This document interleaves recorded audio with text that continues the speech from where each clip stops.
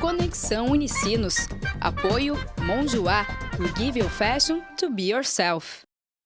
Olá, hoje é quarta-feira, 22 de janeiro. E você acompanha o Conexão Unicinos pela TV e pela FM 103.3. Museus virtuais. No quadro Conectados de hoje, você conhece um pouco mais sobre essas novas plataformas de divulgação da cultura. Você vai conferir também uma reportagem sobre a Exposição Internacional Zero, que está em cartaz na Fundação Iberê Camargo, em Porto Alegre. Uma reportagem mostra como foi a visita de uma comitiva internacional às empresas do Tecnocinos e Institutos Tecnológicos da Unicinos. E tem ainda os detalhes da previsão do tempo para todo o estado. Eu sou Joyce Roires. Eu sou Vanessa Iores. O Conexão Unicinos está começando agora. Fique com a gente.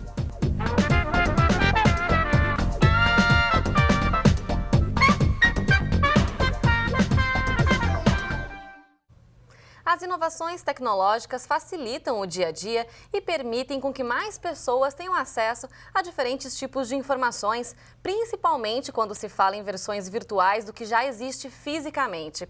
E isso acontece também com os museus, que estão ganhando plataformas online. E no quadro Conectados de hoje, você fica sabendo mais sobre os museus virtuais. Confira na reportagem de Isadora Meyer.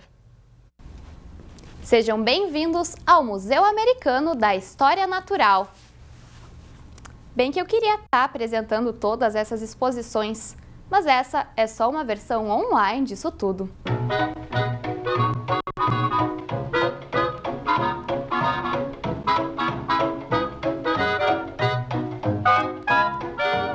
A gente pode verificar, olhar sem sair de casa, né?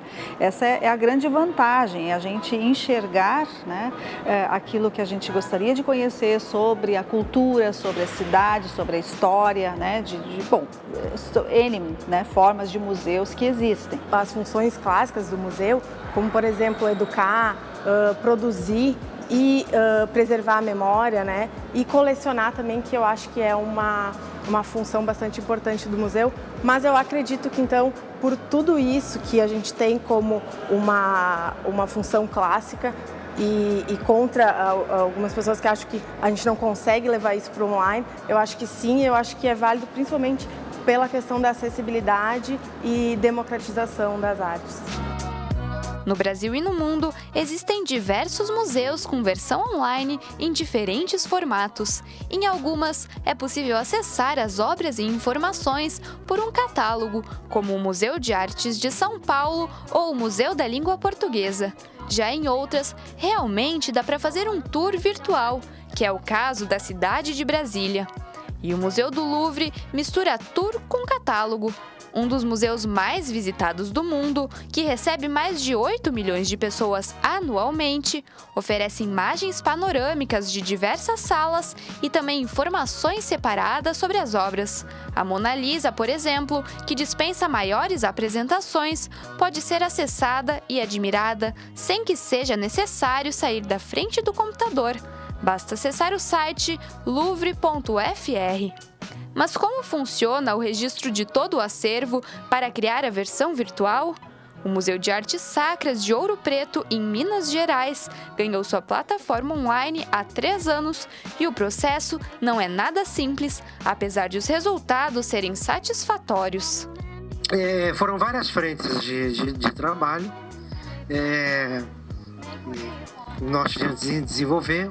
Uma delas foi, por exemplo, fazer um pouco do tratamento do acervo com relação à conservação, restauração, limpeza, né?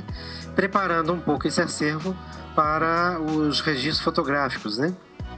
Depois, nós fizemos uma montagem de um estúdio, também para fazer as várias fotografias desses objetos, para montar, inclusive, a possibilidade de uma visualização desse acervo em 3D. Então, você consegue pegar uma imagem e vê-la em todo o entorno. Seguindo por aqui, podemos acompanhar a evolução da espécie humana desde os primórdios, mas será que com a facilidade das versões virtuais, as visitas aos museus físicos vão diminuir?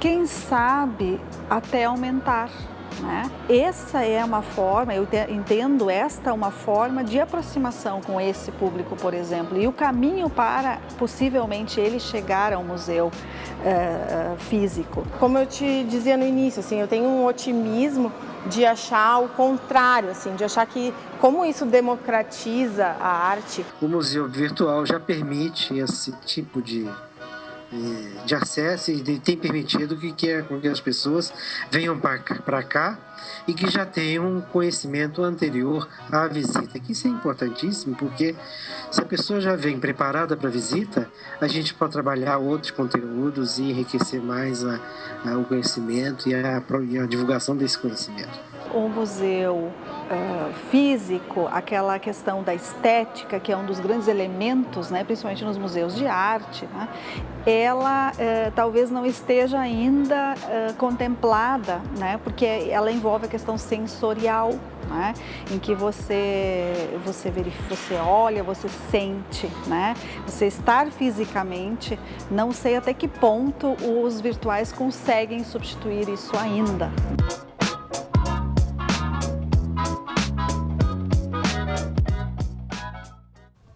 Bom, e a gente segue falando sobre os museus virtuais aqui no estúdio. É isso, porque a Isadora Meyer, que comanda o quadro Conectados, está aqui com a gente. Oi, Isadora, tudo bem?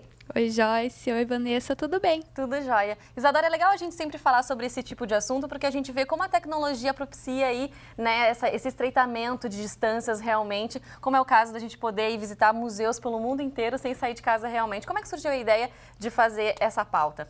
Bom, esse é um assunto que está sendo bem falado, né? Porque é uma novidade, principalmente com um projeto do Google, o Google Art Project, que a gente não falou no Conectados, mas também é um projeto de museus virtuais. As pessoas estão falando cada vez mais sobre o assunto. Eu, inclusive, vi uma reportagem em uma revista sobre o assunto e eu me interessei bastante. Achei que era uma coisa bem legal de tratar do Conectados, porque tinha tudo a ver com o quadro, né? Verdade. E teve alguma coisa que te surpreendeu durante a produção desse Conectados? Bom, quando eu comecei a fazer a produção dele, procurar os entrevistados, eu imaginei que as pessoas iam falar, sim, os museus virtuais vão diminuir as visitas aos museus físicos. E me surpreendeu que todos os meus 3 entrevistados, né, a professora Isabel, a Laura e o Carlos, eles falaram que não, que bem pelo contrário, que os museus virtuais eles incentivam as pessoas a ir conhecer o museu físico, porque, como a professora Isabel falou, estar no local é completamente diferente do que visitar ele somente pela internet. E esses sites, eles têm muitas opções realmente, né, Isadora? Desses que você mostrou pra gente na reportagem, assim, o que pode contar de mais interessante que tu achou? Bom, eu visitei vários museus, né? Mas o que mais me chamou a atenção foi mesmo o Museu Americano de História Natural, que foi, enfim, um que a gente mostrou um pouquinho ali, mas não deu para ver realmente como ele funciona. Mas você entrando lá, dá para realmente andar pelos corredores, você pode passar de uma sala para outra, ver o que cada um dos objetos, cada um, né, das peças significam. Você clica em cima das peças, ele mostra as informações, fala de que surgiu, de que época, que foi aquilo. Então eu achei bem interessante, porque ele é bem amplo, você pode ficar bastante tempo lá e conhecer toda a história mesmo. E você comentou que visitou, então, vários museus virtuais, né? Além desses que a gente pode ver na reportagem, tem muitas opções, né, para o pessoal de casa poder acessar? Sim, como eu já falei, tem ainda o Google Art Project, que ele funciona um pouquinho diferente, nem todos eles são, você pode fazer um tour, né, tem alguns modelos, como eu comentei, que é só um catálogo das obras, mas um outro museu que eu achei bem interessante também foi o Museu do Vaticano, que ele é muito bonito, você consegue inclusive ver o teto das igrejas, consegue ver realmente, são obras muito bonitas. Eu achei bem interessante, apesar de eu não ter mostrado no Conectados, essa é uma outra dica para quem quer visitar os museus. Tá certo, Isadora, a gente agradece as informações, a reportagem e te aguardamos na sexta-feira com a Agenda Cultural. É isso aí, até sexta então. Até, obrigada.